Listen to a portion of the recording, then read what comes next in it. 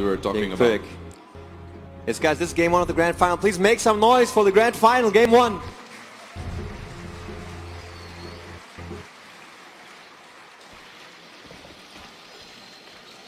That's nice. You probably make these people on stage feel very well at home. How is it having like a nice crowd on the main stage? Is it supportive or is it pressuring or what is it? It feels awesome. So that's why you guys should make some noise and support those guys, because it feels awesome and it will help them to play better. I would even say that. RMC doing some shoutouts. All right, so we can go over who's going to be playing what. On the Radiant side, Crydeja will be playing Beastmaster. Hani on Invoker actually, so it's not going to be Fatality. RMC on Leshrac. Fatality is going to be playing the Chaos Knight, so he's probably the most experienced or best Chaos Knight player on their current roster, and Atze will be playing Venomancer, whereas S4 will be playing Windrunner, the Nino on Shadow Demon, Miguel on Tinker. We can expect some big things out of this little guy. Calculus will be playing Chen, and the last will be Balsam playing Lone Druid. So having that Spirit Bear early on is a really nice asset to have, I guess.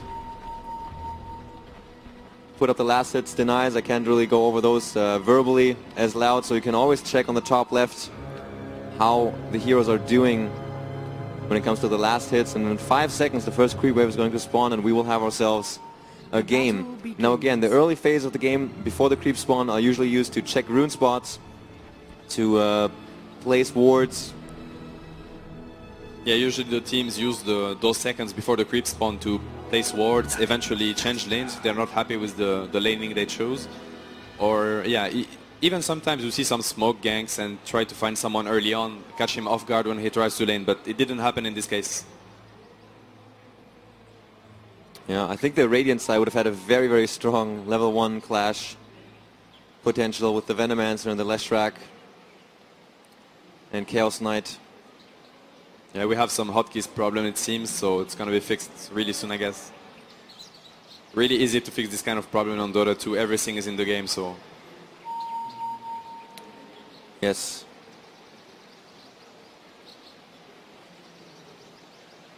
And this is a really interesting phase for the team. It's always a mind game trying to guess the lanes and get the best lanes yourself.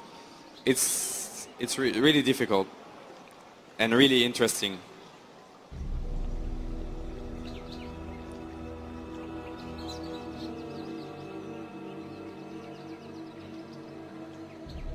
Okay, Fatality said that we might have to remake. Just want to make sure that this is absolutely the only option.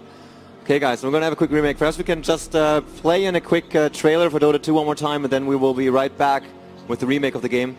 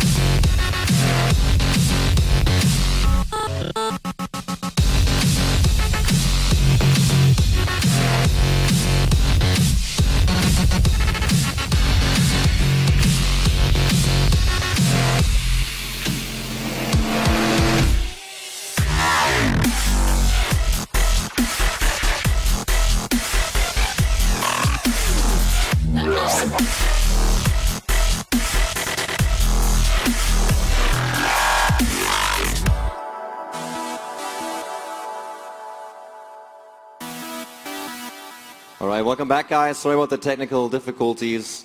I think Crydeja had some issues with his keyboard. Now I think he restarted his computer, something like that. We're already, everyone's in the lobby, and the Copenhagen Wolves are ready to go. Just waiting for we as Asian to give their go sign, and then we are on our way for the remake. Here we are. The go gets called. Again, with me is fucking Mad from NTW. Mad. He will be providing us with some good insights. With an important game such as this one, I think it is also important to have someone here who really knows what he's talking about. So really nice to have you one more time. Yeah, thanks again. It's I really enjoy trying to give some explanation about what's going on, and for such a nice match, I'm also really looking forward to see this game and cast it. It's even better. And I think regarding the drafts we're going to have a super interesting game in terms of strategy, in terms of even individual skill, because we have strong laners for every teams. So now it's up to the players to do the difference, at least for the early stages of the game. Yeah.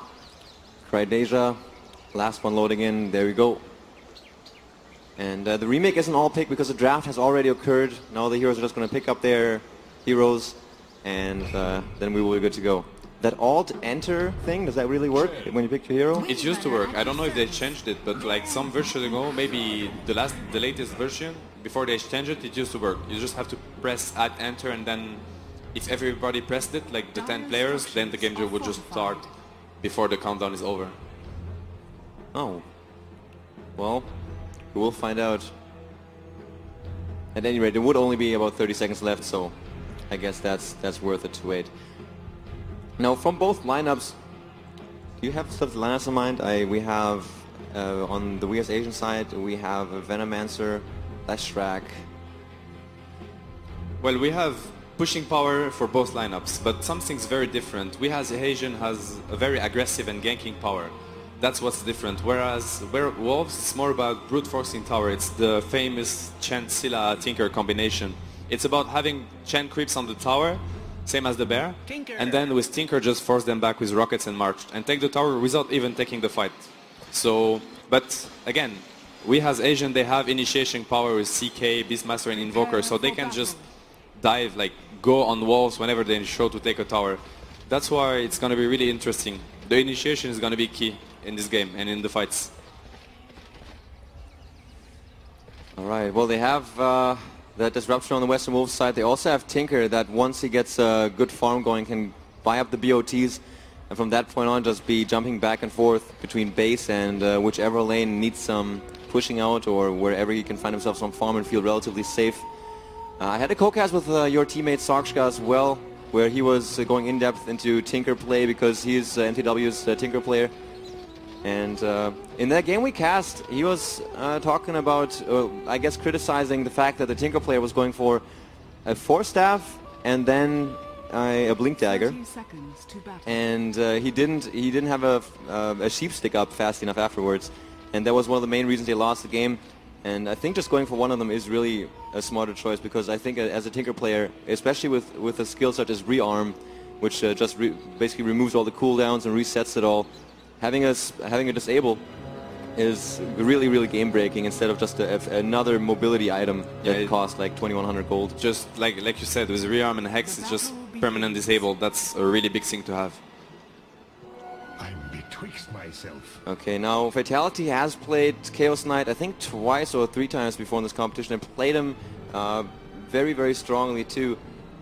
And with his Phantasm, he will be able to deal out a great amount of DPS. Perhaps, well, at least he will be able to take on Lone Druid. I guess it will come down to the farm levels of both heroes.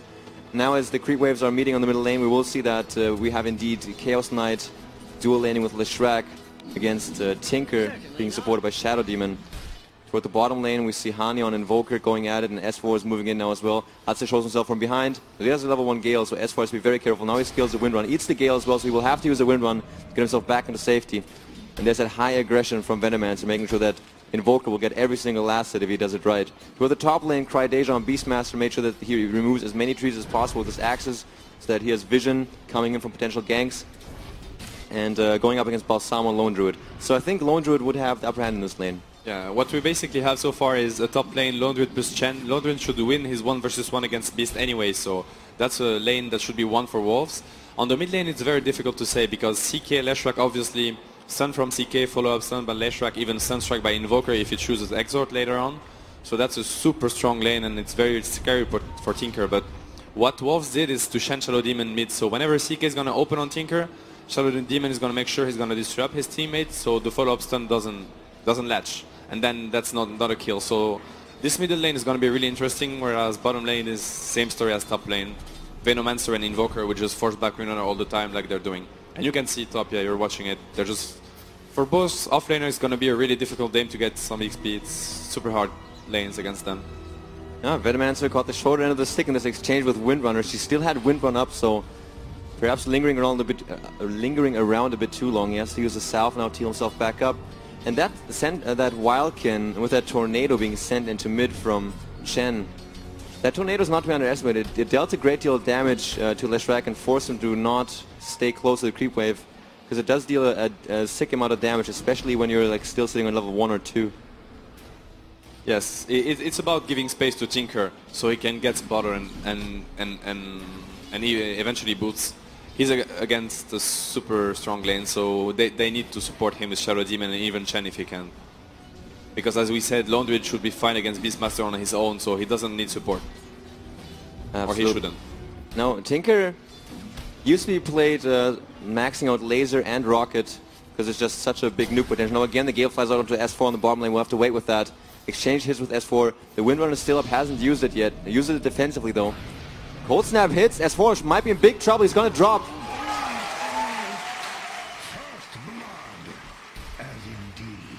Mad, that was really interesting because S4 was having these back and forth battles just with Venomancer for the longest time, felt relatively safe because of his wind run, underestimated the Gale there, and Hani's like, alright, he does it one more time, so I'll just come in and help out, and that Cold Snap just secured the deal.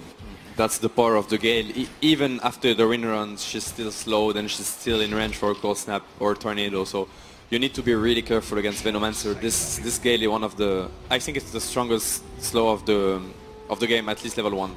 So Windrunner needs to be careful. It's a really, really tough lane for her. Double range, Invoker and Venomancer both can force her back alone, so it's about playing safe and trying to get some XP. Yeah, absolutely. And now on top lane, Crydasia trying to get some last hits. Not so successful with that, so what he will try to do is just hang around, not die, and soak up some XP.